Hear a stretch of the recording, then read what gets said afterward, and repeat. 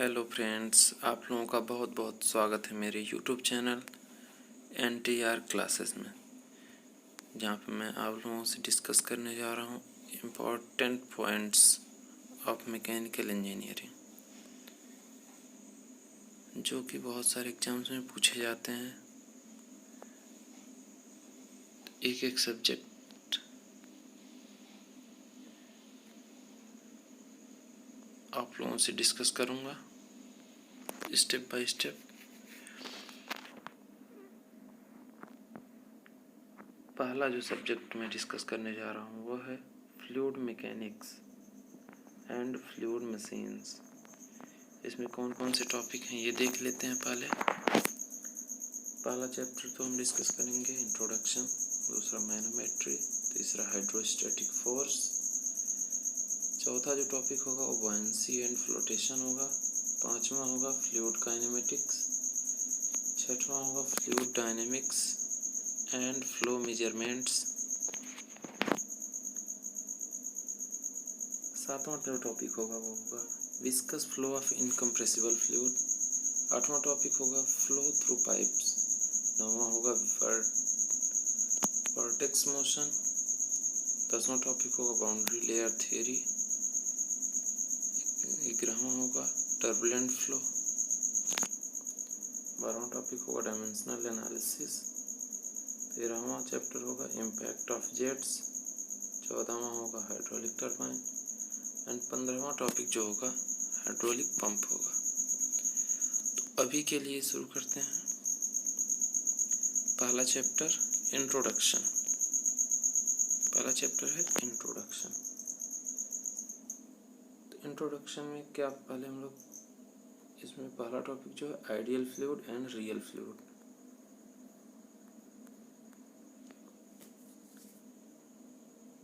Ideal fluid पहले discuss कर लेते हैं। A fluid is said to be ideal if it is assumed to be both incompressible and non-viscous and its bulk modulus is infinite। इसमें क्या होगा, fluid को क्या होना चाहिए, इनकम्प्रेसिबल होना चाहिए और नॉन विस्कस, इसकी विस्कोसिटी 0 होनी चाहिए और बल्क मॉडुलस इसका जो होता है K वो होना चाहिए इन्फिनिटी। अब आ जाते हैं real fluid. Real fluid have viscosity, finite compressibility and surface tension. जो रियल फ्लूइड होगा उसमें विस्कोसिटी भी होगा और सम कंप्रेसिबल इन नेचर हो, कंप्रेसिबिलिटी भी होगी इसमें, और इसका सरफेस टेंशन भी होगा। अब इसमें कुछ पॉइंट्स देख लेते हैं जो आप लोगों को रिमेम्बर करना है। Ideal fluid has no surface tension. दूसरा जो है ideal fluid are imaginary and do not exist in nature. ये जो है आभासी है, इमेजिनरी है और जो है एग्जिस्ट नहीं करता, नेचर में एग्जिस्ट नहीं करता है। अब आ जाते हैं दूसरे टॉपिक में। इसमें क्या क्या है, specific weight, specific volume and specific gravity है। तो पहला देख लेते हैं स्पेसिफिक वेट ओमेगा और weight density. Weight per unit volume जो होगा उसको हम कहते हैं स्पेसिफिक वेट और इस वेट डेंसिटी इसको कैसे डिनोट करते हैं, mg/v। और हमें पता है m/v क्या होता है, रो होता है डेंसिटी। तो here rho is density, g is acceleration due to gravity. तो यहाँ से हम लोग वैल्यू फाइंड आउट कर लेंगे। स्पेसिफिक वेट ऑफ वाटर जो होगा 9810 न्यूटन पर मीटर क्यूब होगा। ऐसे ही स्पेसिफिक वेट जो वाटर का होगा वो होगा 12.07 न्यूटन पर मीटर क्यूब।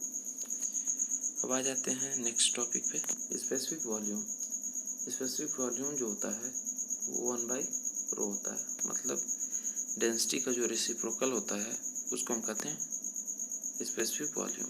अब आ जाते हैं स्पेसिफिक ग्रेविटी S और रिलेटिव डेंसिटी। स्पेसिफिक ग्रेविटी को हम S से डिनोट करते हैं और इसको रिलेटिव डेंसिटी भी कहते हैं। तो specific gravity is equal to density of fluid divide by density of standard fluid, density of standard fluid.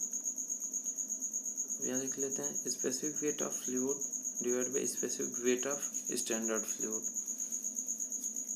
Points to remember, कुछ पॉइंट्स हैं जो बहुत ही इंपॉर्टेंट है। सेम ये क्वेश्चंस ऐसे पूछे जाते हैं एग्जाम्स में।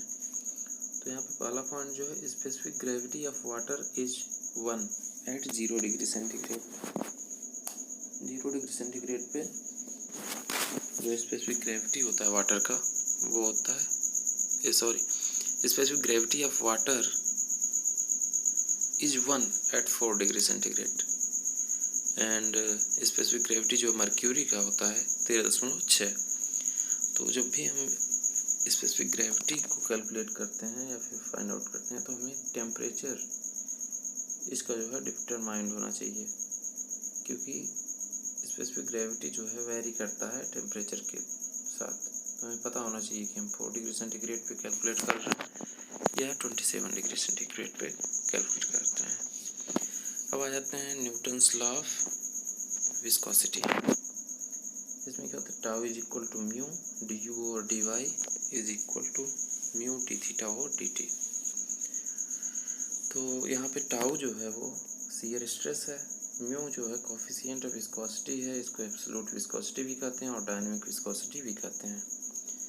और डी यू और डी वाई जो टर्म है उसको हम कहते हैं वेलोसिटी ग्रेडियंट।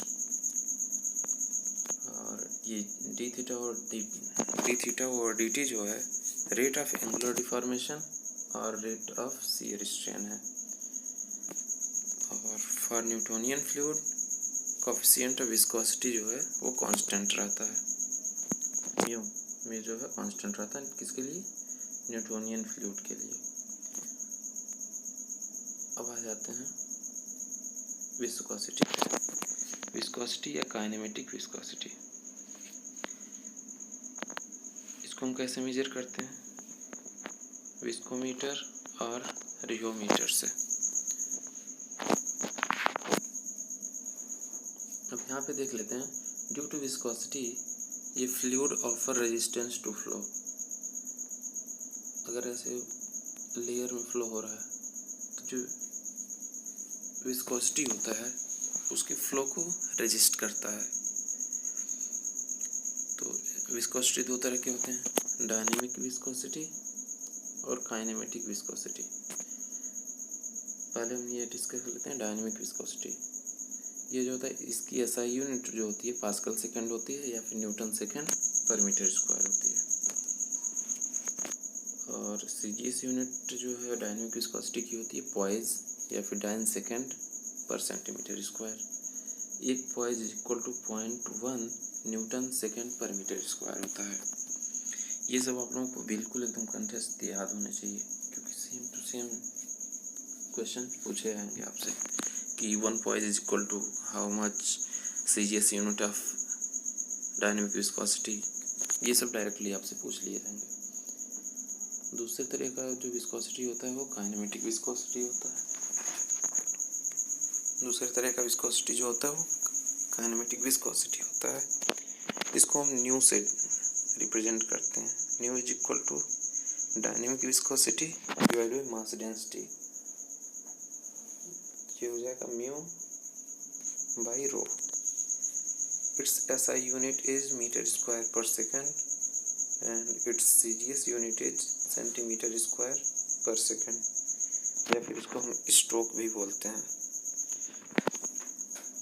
और 1 stroke is equal to 10⁻⁻⁴ metre square प्रति सेकंड। कुछ पॉइंट्स इंपॉर्टेंट पॉइंट्स हैं जो कि डायरेक्टली पूछे जाएंगे, ये आप लोगों को बिल्कुल याद होने चाहिए। Viscosity of liquids decreases with temperature whereas viscosity of gases increases with increase in temperature.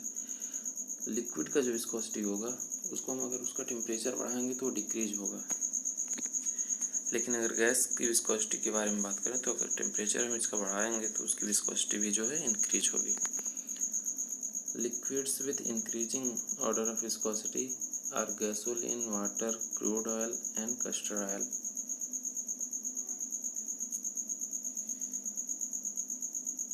Liquids को हम अगर देखते हैं तो उनकी विस्कोसिटी जो है इंक्रीजिंग ऑर्डर में ऐसे रिप्रेजेंट किया जाएगा।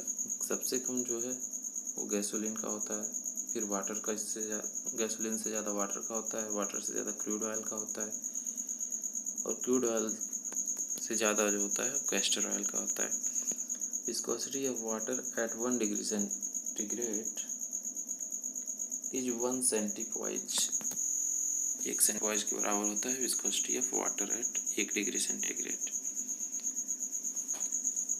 Viscosity of liquid is due to cohesion and molecular momentum transfer।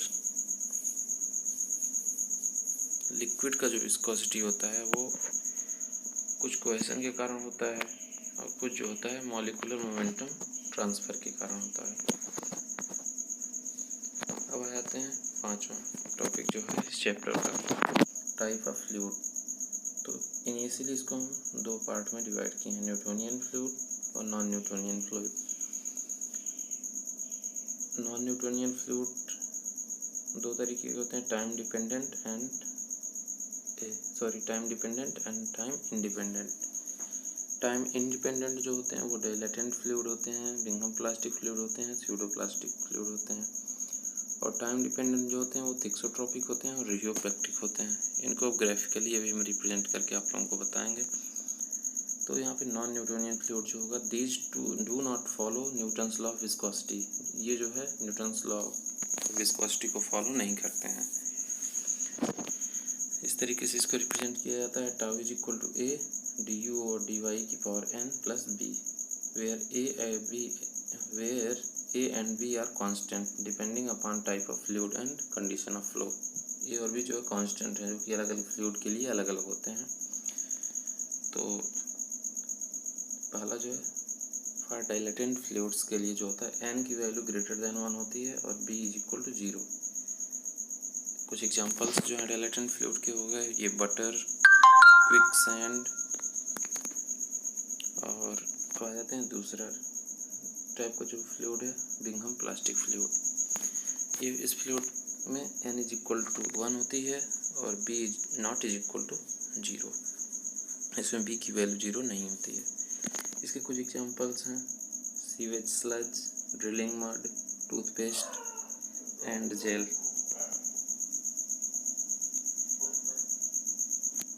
Sewage sludge, drilling mud, toothpaste and gel. These fluids always have certain minimum shear stress before the yield। तीसरा type का fluid हो गया for pseudo plastic fluids. n is less than 1,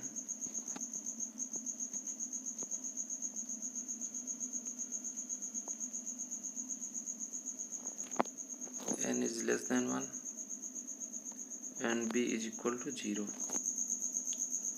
For example,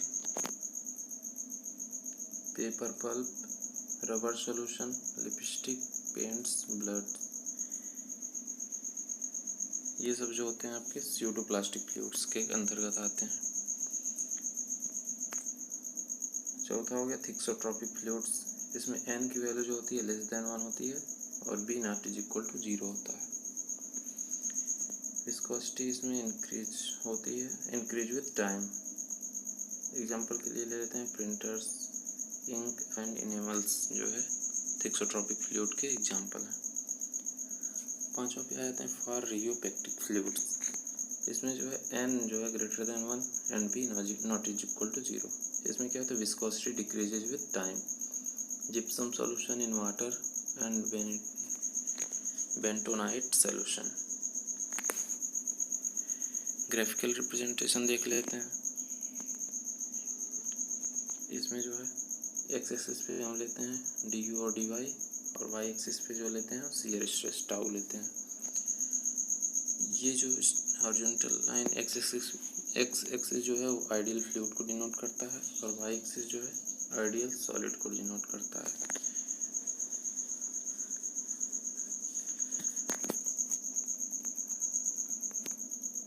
ये जो line denote कर रही है ये है डायलेटेंट फ्लूइड को डिनोट कर रहा है, और ये लाइन जो डिनोट कर रही है वो स्यूडोप्लास्टिक को डिनोट कर रहा है, और ये जो straight line passing through origin ये डिनोट कर रहा है न्यूटोनियन फ्लूइड को। ये स्ट्रेट लाइन जो है ये डिनोट कर रहा है बिंघम प्लास्टिक को।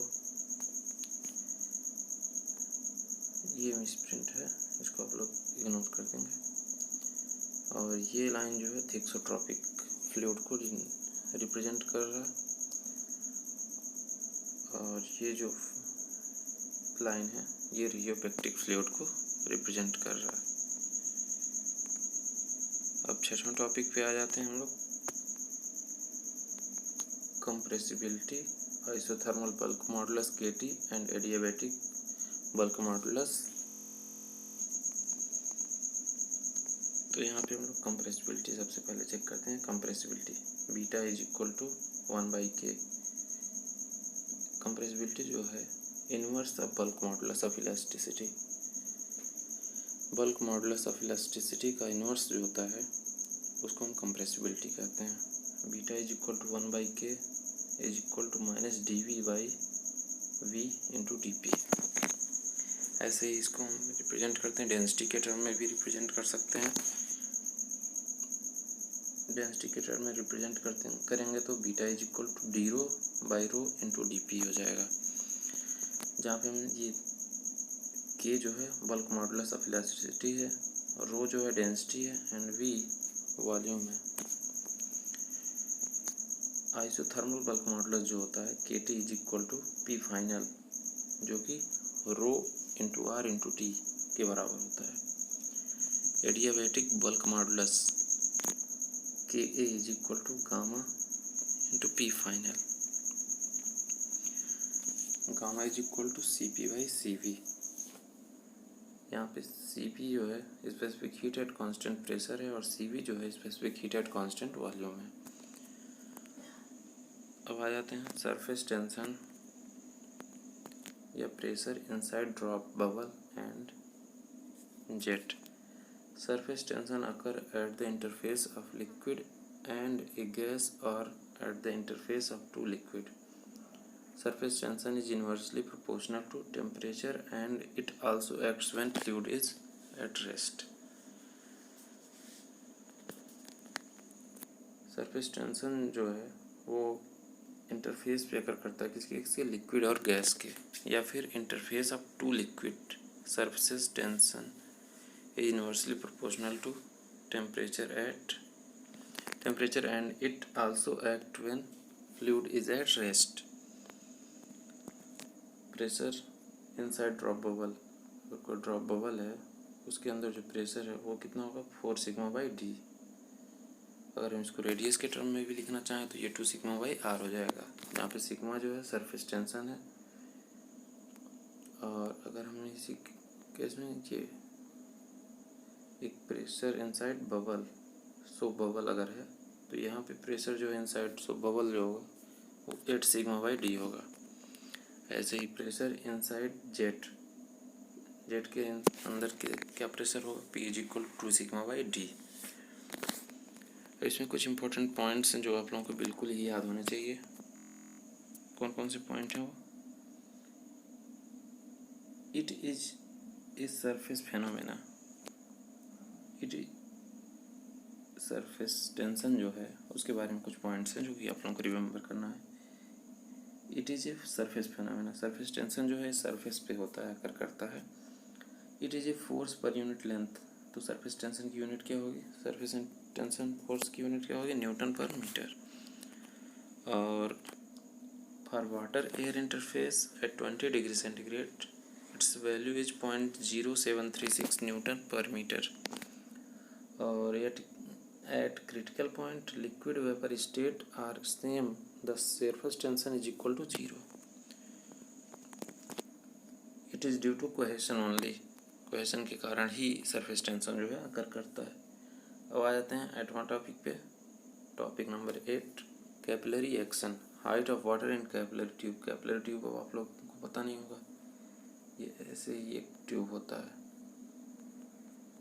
ऐसे किसी लिक्विड में हम डाल लेते हैं तो इसमें जो है कुछ हद तक लेवल पे उठ जाता है। तो ये हाइट जो है, height of water in capillary tube is equal to 4 sigma cos theta upon rho g d. H is equal to, यहाँ पे एच जो है राइज इन कैपिलरी, सिग्मा जो है surface tension of water and glass, D जो है diameter of tube, जो capillary tube लिए थे उसका जो डायमीटर है वो स्मॉल डी है, थीटा जो है angle of contact between the liquid and the material, theta की वैल्यू जो होती है 0 डिग्री, ये एंगल है थीटा 0 डिग्री होता है फॉर वाटर एंड ग्लास के लिए, और theta is equal 128 degree for mercury and glass. तो एक इम्पॉर्टेंट टॉपिक, एक इम्पॉर्टेंट पॉइंट ये है, when a liquid surface supports another liquid of density rho b then rise in capillary is given as, अगर मान लीजिए किसी पात्र में इस लेवल तक रो डेंसिटी का फ्लूइड, इस लेवल तक किसी और डेंसिटी का फ्लूइड है और इसमें कैपिलरी एक्शन अकर हो रहा है, तो इसमें जो हाइट होगा कैपिलरी राइज का 4 sigma cos theta upon rho minus rho B into G D. अब इसमें एक दो पॉइंट हैं जो आप लोगों को बहुत ज़रूरी है, मैं बता देता हूँ। Points to remember, capillary action is due to adhesion and cohesion both. Capillary action जो होता है वो अधेशन और कोहेशन दोनों के कारण होता है, लेकिन सरफेस टेंशन जो होता है वो केवल कोहेशन के कारण होता है। For capillary action diameter of tube must be less than 3 centimetre. Capillary action अगर आप अकर कराना चाहते हैं तो कैपिलरी ट्यूब का जो है डायमीटर 3 सेंटीमीटर से कम होना चाहिए। तो इसमें आप लोग chapter number 1 fluid mechanics subject का है, इसमें डिस्कस हो चुका है, जिसमें केवल मैं आप लोगों को इंट्रोडक्शन कराया इम्पोर्टेंट टॉपिक्स का, केवल इसमें इंट्रोडक्शन हुआ है। Capillary action, pressure inside drop, pressure inside bubble, pressure inside jet, और surface tension, adiabatic bulk modulus, isothermal bulk modulus, compressibility, types of fluid, ये सब टॉपिक्स जो है कवर कर चुके हैं हम लोग। विस्कोसिटी या काइनेमेटिक विस्कोसिटी भी डिस्कस कर चुके हैं। Newton's law of viscosity discuss की है हम लोग इस टॉपिक में, और इस चैप्टर में हमने आइडियल फ्लूइड डिस्कस किया है, रियल फ्लूइड डिस्कस किया है। Specific weight, specific volume, specific gravity को भी हम लोगों ने इसमें कवर कर लिया है। तो इस लेक्चर में इतना ही रखते हैं। अगले लेक्चर में आप लोगों के लिए लेके आऊँगा मैनोमेट्री चैप्टर को डिस्कस करूँगा, ऐसे ही इम्पोर्टेंट पॉइंट्स। अगर आप लोग ये पूरे पॉइंट्स रिमेंबर रखते हैं तो 80% टेक्निकल क्वेश्चंस आप लोगों के हर एग्जाम्स में हो जाएंगे, चाहे वो SSC हो, चाहे वो UPPSC का एग्ज़ाम हो, कोई भी टेक्निकल एग्ज़ाम आप लोग क्रैक कर सकते हैं। तो आप लोग मेरे YouTube चैनल को ज़रूर सब्सक्राइब करें। धन्यवाद।